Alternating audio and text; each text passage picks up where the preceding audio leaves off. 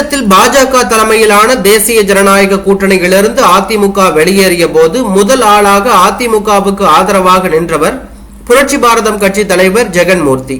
எதிர்வரும் மக்களவை பொதுத் தேர்தலில் அதிமுக தலைமையிலான கூட்டணியில் புரட்சி பாரதம் கட்சிக்கு திருவள்ளூர், காஞ்சிபுரம், விழுப்புரம் ஆகிய தொகுதிகளில் ஒரு தொகுதி ஒதுக்க வேண்டும் எனவும், திருவள்ளூர் தொகுதி ஒதுக்கினால் நன்றாக இருக்கும் எனவும் அதிமுகவுக்கு கோரிக்கை வைத்திருந்தார்.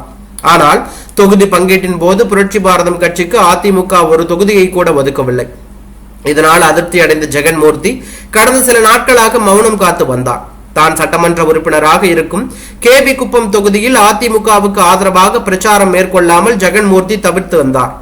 இதனால் ஜெகன்மூர்த்தி அதிமுக தலைமையிலான கூட்டணியிலிருந்து வெளியேறுவார் என செய்திகள் வெளியாகின.